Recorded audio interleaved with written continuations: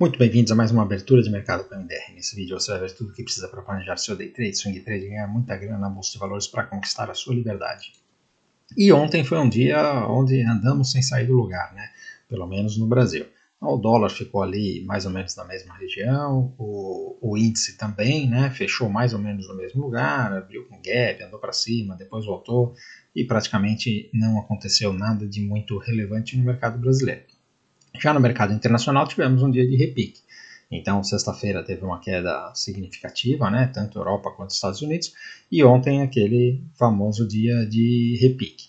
Agora, olhando pelo gráfico de 60 minutos, não foi aquele repique com muita vontade de testar topo, foi meio embandeirando assim, com cara de que pode continuar caindo, né? Então nós vamos olhar isso daí nos gráficos.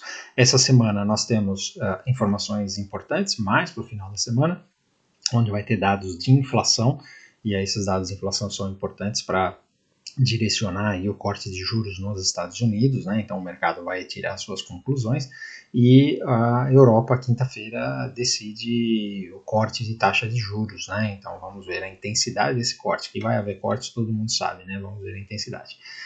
Então, assim, esse é o mapa da semana e vamos ver os gráficos, o que eles nos dizem, né? Então, se você está chegando agora e ainda não me conhece, meu nome é Maurício Roberto, mais conhecido como MDR. Se você curte o conteúdo, já deixa o seu like, se inscreve no canal. Escreve lá também no Instagram, @mfmodelno, tem live todo dia às 8h15 da manhã. E se você quiser operar junto com a gente e ter acesso ao método DX, a sala ao vivo e a carteira VIP, tem um link na descrição do vídeo. Então, olhando aqui o mapa de calor do mundo, né, você vê todo mundo verdinho, né, o Brasil que até ficou verde, mas não muito intenso, né? E o S&P 500 ficou bem mais esverdeado, né? Tivemos aqui algumas poucas exceções, como o Google, né, mas em geral até as empresas de petróleo subiram, a Nvidia, que estava corrigindo ontem, deu uma subida, né, mas como disse, vamos olhar os gráficos para ver o que significa isso.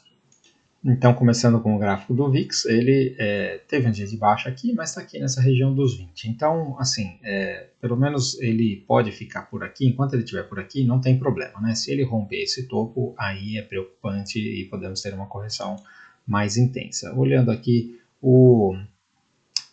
títulos de 10 anos do Tesouro Americano, continua aqui nesse fundo, está prestes a fazer um pivô de baixa. Obviamente, esses dados de inflação é que vão influenciar, né? Olhando aqui a Europa, tivemos um dia de baixa também, né? Se olhar isso daqui como uma bandeira de baixa, essa é a minha visão desse negócio, ele acionou aqui, né? Então ontem tivemos um dia de baixa e vamos ver como é que fica o corte de juros aí do Banco Central Europeu na quinta-feira. Nós ainda estamos com a curva invertida, né? Porque você vê aqui o título de 10 anos está pagando 2,20, né?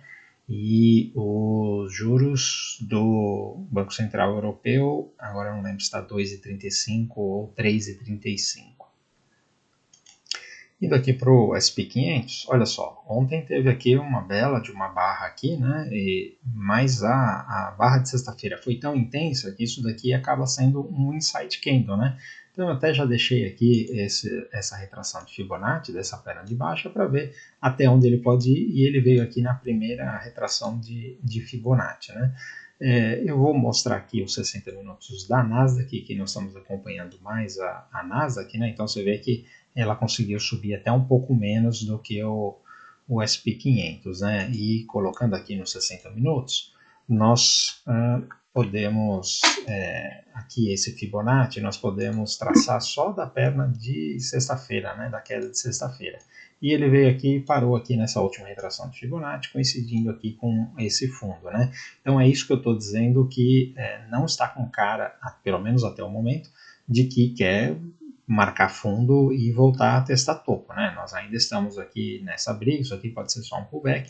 Se perder esse fundo hoje aqui, tem mais queda, né? Olhando os 60 minutos do S&P 500, não é muito diferente, né? A única diferença é que essa retração de Fibonacci, se eu colocar ela aqui como o da Nasdaq, ele chegou a varar aqui, né? Então, eu trouxe ela aqui para esse topo, e aí nós estamos aqui no nível da primeira retração de Fibonacci. De qualquer jeito, olha, dá para ver que a briga está aqui. Então, para ele passar daqui vai ser difícil, e se ele conseguir passar, aí realmente nós estamos falando de uma marcação de fundo e continuidade de alta, né? Enquanto ele estiver abaixo desse conjunto aqui, dos 5.550 por aqui, nós ainda estamos nessa tendência de baixa, tá? Voltando aqui para o gráfico diário, nós temos aqui o Dow Jones, mesma coisa também, tracei aqui um Fibonaccizinho, né? Fez aqui um repique aqui até mais ou menos o meio da barra, né? Hoje está tentando virar para baixo. Perdão, isso aqui é a Nasdaq, aqui é o Dow Jones, pronto. Dow Jones ontem vê a diferença de força, né? Olha só, ele engolfou aqui a barra, né, de sexta-feira e está querendo ir para cima, né? E o Russell 2000 ficou aqui sem sair do lugar, está nessa região de suporte. Vamos ver se ele perde o suporte ou se consegue se segurar.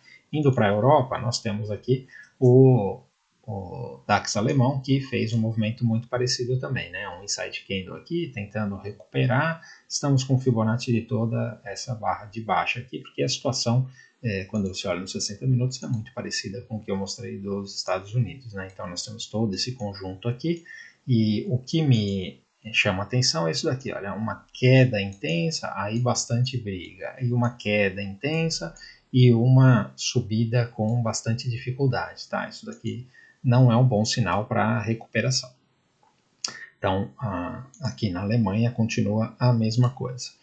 Nós tivemos, bom, o principal ponto é o corte de juros, né? E nós tivemos dados de inflação da Alemanha que está bem baixo, tá? Então, não tem nada que impede aí um corte de juros mais agressivo. O Reino Unido ontem fez uma reação também, hoje está aqui no mesmo lugar, e a França, olha, fez a reação aqui ontem e hoje está reagindo também, né? De qualquer forma, continua a França aqui nessa tendência de baixa, com esse topo. Se fizer uma reação, vier até aqui e virar para baixo, tem venda na França, né? Olhando aqui o Japão, ontem abriu com gap de baixa e fez uma reação, hoje está aqui no mesmo lugar, e a China, que continua nessa porcaria aqui, ontem fez um gap de baixa, né? Então nós continuamos com essa situação aqui de topo mais baixo, está com o cara que vai continuar caindo, né? Não parece que vai conseguir reagir, não. Os mercados emergentes. Ontem ficou aqui nesse inside candle, quase não teve movimentação.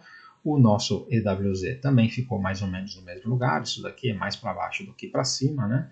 E indo para as commodities, nós temos aqui o petróleo, que ontem fez uma reaçãozinha aqui, se segurou, mas não sei se vai conseguir segurar, isso aqui está com cara que ainda vai cair mais. O minério de ferro também, olha só, fez uma reaçãozinha, hoje já está virando para baixo aqui, o cobre está com cara de bandeirinha de baixa esse negócio, e o ouro ontem reagiu aqui, de qualquer forma precisa esperar ele sair dessa consolidação, né? A prata ontem também fez uma reaçãozinha aqui, mas aqui está mais caindo do que subindo. Olhando aqui o DXY, olha só, ele, apesar dos juros caindo, essas divergências aqui me deixam incomodado, né? Porque nós tivemos ontem mais um dia de alta, se ele fizer um pivô de alta aqui, isso aqui marca fundo aqui no 100.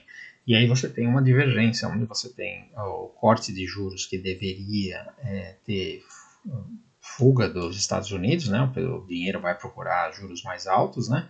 Como no Brasil, por exemplo, mas ao mesmo tempo você tem um medo de uma correção mais forte, de uma recessão. Então o mercado começa a sair da bolsa e ir para a renda fixa e procurar segurança no dólar, né? Então o dólar reage aqui. Então nós estamos exatamente no meio dessas duas coisas. Agora, isso daí torna mais difícil a operação, né? Ontem o Bitcoin deu uma bela de uma reagida aqui, né? Então vamos ver como é que ele reage aqui, essa região dos 58 mil dólares, que é uma região onde tem bastante briga, né? Que ele parou exatamente aqui ontem, né? Vamos ver se ele consegue subir ou se ele reage aqui para baixo. Se ele reagir aqui para baixo, é um sinal que tem mais queda, né? E o Ethereum também reagiu um pouquinho, mas também está aqui nesse suporte, nessa resistência dos 2.400, né? Vamos olhar agora como é que está o Brasil.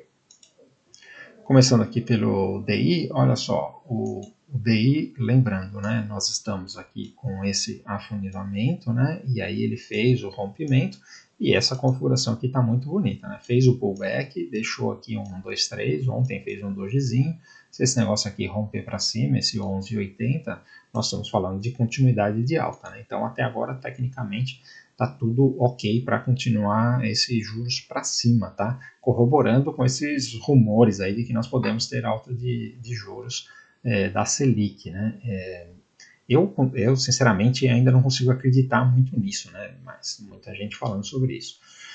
O índice, olha só, abriu com um gapzinho de alta, depois desceu e aí ficou mastigando aqui no dia, não deu para fazer muita coisa, né? Quando você olha aqui os 60 minutos, você vê que foi um dia meio difícil, né? Porque ele abriu aqui, logo caiu, aí depois reagiu e depois ficou o resto do dia caindo.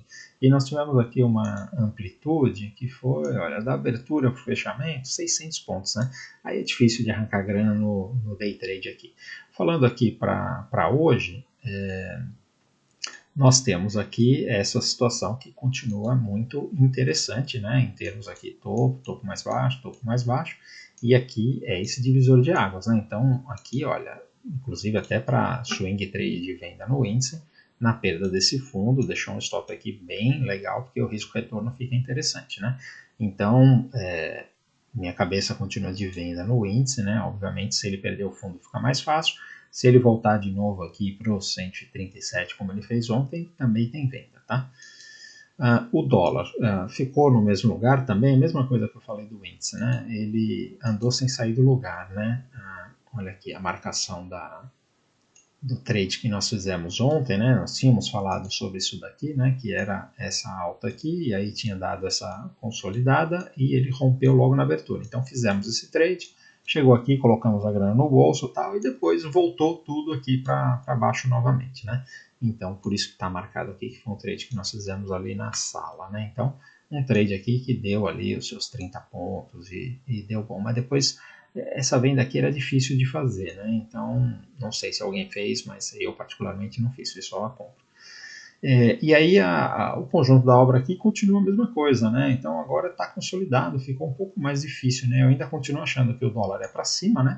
Mas veja que a média de 50 aqui já está virada para baixo, isso daqui você tem um outro jeito de analisar aqui pelos 60 minutos, que você tem topos mais baixos, né? Ele pode perder o fundo aqui e corrigir mais, né? Então é uma venda difícil, mas é possível, tá bom? As small caps, como a gente esperava, né, continuam caindo, então ontem teve mais um dia de baixa, só tem venda. O Itaú, compra, né, mas precisa esperar romper o topo, né? Ontem praticamente não deu para fazer muita coisa, né? A mesma coisa o Bradesco quase não saiu do lugar, enquanto tiver nessa configuração é para cima. O Banco do Brasil configurou aqui esse pullback, né, interessante, então agora rompendo aqui nós temos esse pivô de alta aqui, é bem interessante essa configuração, tem compra no Banco do Brasil. A Sambi se segurou aqui no fundo, fez uma reação, eu não gosto de operar aqui dentro da consolidação, tá? Então eu prefiro procurar outros ativos que estão mais evidentes as configurações, então eu não faria nada aqui na Sambi. A Vale, se perder aqui o fundo, podemos até fazer um day trade, tá? Porque aí tem espaço para cair aqui, então se a Vale está para baixo, né? Pode dar uma oportunidade. Se não abrir com muito gap, porque a Vale tem muito gap, né? E a Petro ontem ficou aqui pensando o que vai fazer, né? E isso daqui é uma informação importante, né? Porque se romper esse topo aqui, volta a testar topo, e se perder esse fundo, ela pode abrir as portas aqui para mais queda. Eu acho que faria sentido mais queda porque o petróleo está para baixo, né? Mas olha, esse candle aqui do hoje é exatamente um candle de indefinição, porque ele não sabe para que lado vai. Então, nessa situação, fica válido as duas configurações, tá bom? Então, turma, é isso aí que eu tenho para falar. Você vê que não aconteceu muita coisa no mercado brasileiro ontem, né? Os Estados Unidos e Europa até que andaram um pouco para cima, mas está numa tendência de baixa, né? Então também não dá para ficar comprando muita coisa, né? Então o vídeo fica mais rápido, tá bom? Então se você ficou até aqui e curtiu o conteúdo, por favor, antes de ir embora, deixe seu like. Se ainda não for inscrito, considere se inscrever no canal. Se inscreve lá também no Instagram, @mfmodelno, tem live todo dia às 8h15 da manhã. Se quiser operar com a gente no método DX, sala ao vivo e carteira VIP, link na descrição do vídeo.